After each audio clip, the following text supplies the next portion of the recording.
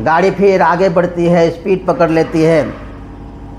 तो बाबा के बोगी में जो मार्गी लोग थे उनको इस घटना के बारे में जानने की बहुत उत्सुकता थी।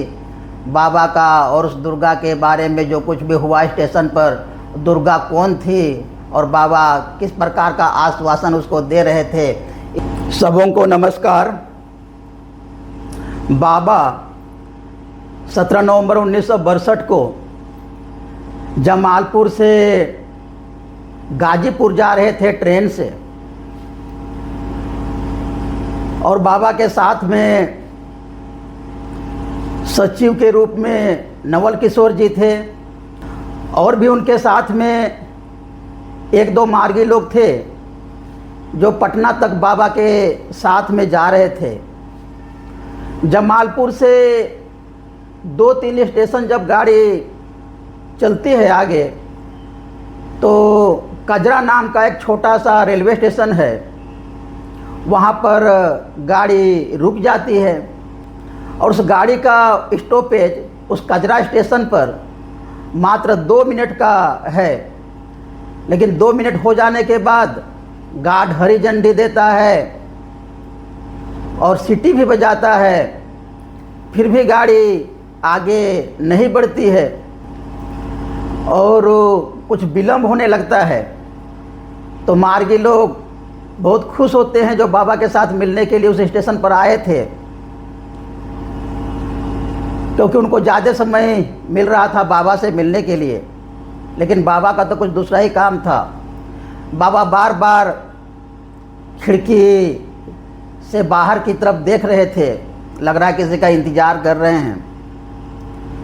थोड़ी देर के बाद लोग देखते हैं कि एक महिला दौड़ते हुए स्टेशन की तरफ आ रही है। जब वो थोड़ा नज़दीक आ जाती है तो लोग पहचान जाते हैं, बाबा भी उसको पहचान जाते हैं कि वो बगल के ही एक गांव से थे और उसका नाम दुर्गा था। जब वो स्टेशन में आ जाती है प्लेटफार्म पर, तो बाबा ट्रेन से नीचे उतर जाते हैं और दुर्गा दौड़ते हुए आती है और बाबा के चरणों में गिर जाती है और रोने लगती है, और उसके आँखों से आंसू बहने लगते हैं।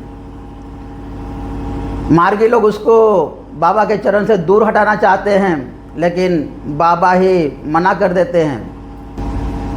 और बाबा उसको बार बार आशीर्वाद देते रहे कि मैं हमेशा तुम्हारे साथ हूँ दुर्गा, मैं हमेशा तुम्हारे साथ हूँ।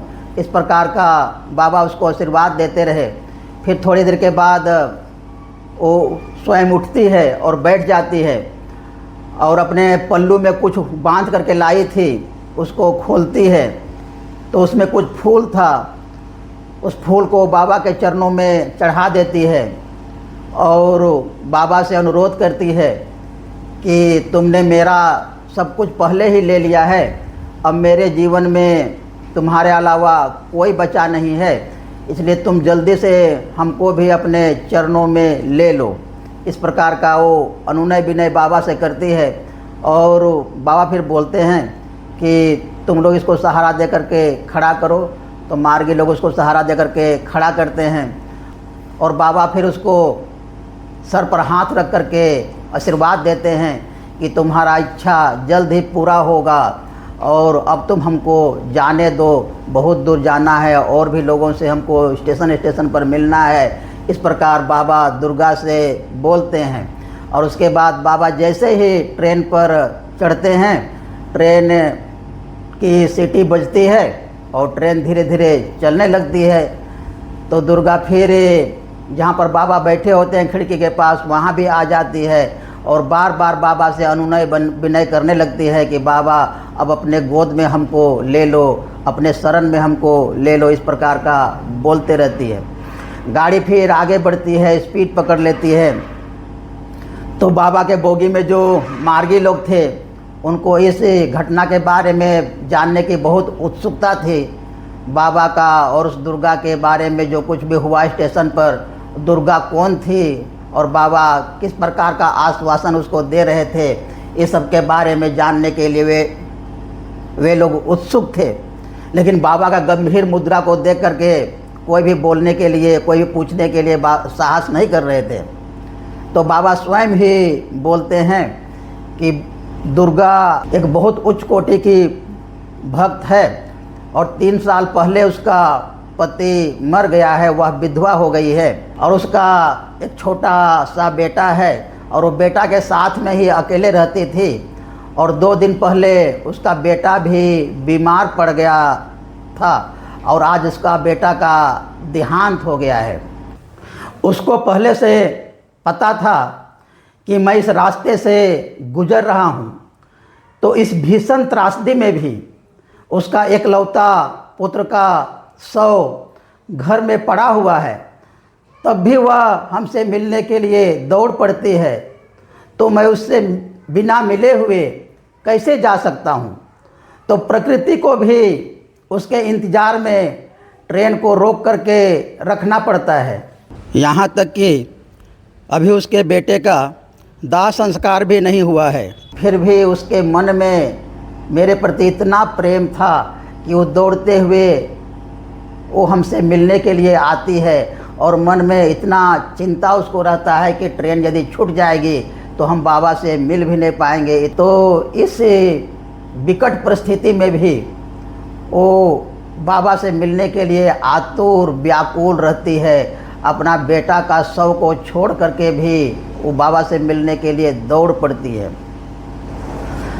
तो जो बाबा के सचिव थे नवल किशोर जी, वो बोलते हैं कि दुर्गा विधवा थी और वो भक्त भी थी और उसका एकमात्र पुत्र वो भी उससे छीन लिया गया। नियति उसके प्रति किस प्रकार से क्रूर थी का वो थोड़ा सा दुख होकर के व्यक्त करता है अपने विचारों को। तो बाबा क्रोधित हो जाते हैं और बोलते हैं कि प्रकृति हमेशा कल्याणकारी होता है, उसका सब कुछ ही कल्याणकारी होता है, लेकिन उसको समझने के लिए प्रकृति का स्वभाव को जानना पड़ता है और ये समझना मनुष्य के बस की बात नहीं है। बहुत गहन साधना करने के बाद ही, बहुत उच्च स्तर की मानसिकता भक्ति पाने के बाद ही आदमी समझ सकता है। और बाबा फिर बताते हैं कि इसके पहले पूर्व जन्म में दुर्गा नेपाल में थी और नेपाल में कृष्ण की अनन्य भक्त थी वो, और जब उसका पुनर्जन्म होता है इस कजरा में, तो यहाँ उसी के फलस्वरूप उसका इस जीवन में भी प्रगाढ़ भक्ति रहती है, प्रगाढ़ आध्यात्मिकता रहती है। और कुछ दिन पहले ही भक्ति की चरम अवस्था राधा भाव को उसने प्राप्त कर लिया था और इसी के कारण उसके जीवन में जो कुछ भी उथल पुथल हुआ उसको हंसते हंसते झेल गई। उसके जीवन में वो कष्टकर नहीं रही।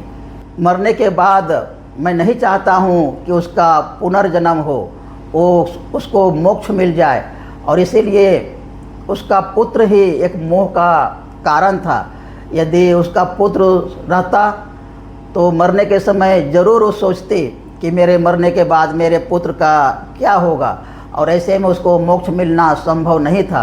अब उसका कोई भी नहीं है, तो और साथ में राधा भाव की भक्ति भी है, तो देहावसान के समय वो निश्चित ही मोक्ष को प्राप्त होगी। इस प्रकार का बाबा बताते हैं कि कोई भी जो चीज़ होती है वो कल्याण के लिए ही होता है। फिर कुछ महीनों के बाद बाबा जमालपुर में अपना इवनिंग वॉक में थे, तो एक मार्गी बाबा को बताते हैं कि बाबा आज दुर्गा का निधन हो गया है। तो बाबा वहीं पर रुक जाते हैं और नमस्कार करते हैं और बताते हैं कि देखो जी, दुर्गा को आज मोक्ष मिल गया। दुर्गा के अतिरिक्त और भी कई भाग्यशाली मार्गी थे जिन्होंने बाबा की कृपा से राधा भाव जैसी दुर्लभ मनस्थिति को प्राप्त कर लिया था। जैसे राम खिलावन की भतीजी क्रांति भी उसी में से एक थी। मुंगेर के एक कॉलेज में दर्शन शास्त्र की प्रोफेसर थी और विवाह के बाद थोड़े दिनों के अंतराल में ही वह विधवा हो जाती है। विधवा होने के बाद वह अपने सारे मन के भावनाओं को आध्यात्मिकता की तरफ मोड़ देती है, बाबा की तरफ मोड़ देती है और गहन साधना में डूब जाती है। जहाँ कहीं भी धर्मचक्र होता तो वहाँ पर के आध्यात्मिक भक्ति संगीत सुन करके वह नृत्य करने लगती थी। लोग उसको रोकने का प्रयास करते थे, लेकिन फिर भी वह नृत्य करती थी और बाबा ने भी फिर मना कर दिया उसको रोकने के लिए। वह अपने सारे सामाजिक प्रतिष्ठा को, सामाजिक बंधनों को भूल करके वह अनायास से उठ खड़ी होती और नृत्य करने लगती थी। तो इस प्रकार का उसमें राधा भाव जग गया था, क्रांति को। तो इस प्रकार हम लोग देखते हैं कि जिसको आध्यात्मिक धन मिलता है, जो आध्यात्मिकता का स्वाद चख लेता है, जो आध्यात्मिक रूप से विकास करता है, उसको इन भौतिक संपत्तियों का कोई लगाव नहीं होता है। यहाँ तक कि जो भौतिक सांसारिक रिलेशन होता है उससे भी उनका कोई विशेष लगाव नहीं होता है और वो परमात्मा के आनंद में ही मस्त रहते हैं। तो इसलिए उस आनंद के सामने, उस शांति के सामने सब कुछ फीका पड़ता है और इसलिए वही मनुष्य का लक्ष्य है, वही परमानंद, आत्मा का आनंद, परम शांति ही मनुष्य का लक्ष्य है। इसलिए जीवन में सब कुछ करते हुए, सारे सांसारिक उत्तरदायित्वों को, कर्मों को निभाते हुए मनुष्य को उस परमानंद की खोज करना चाहिए, उस परमानंद के तरफ आगे बढ़ना चाहिए। यही मनुष्य का जीवन का लक्ष्य है और मनुष्य ही इस काम को कर सकता है। विशेष रूप से परमात्मा ने उनको कृपा करके इस योग्य बनाया है कि वे लोग परम पद को पा सकते हैं। तो मनुष्य इससे वंचित ना होवें और इसीलिए परम पुरुष बीच बीच में आ कर के उनको याद भी दिलाते हैं कि यही तुम्हारा जीवन का रास्ता है, यही तुम्हारा जीवन का रास्ता है। नमस्कार।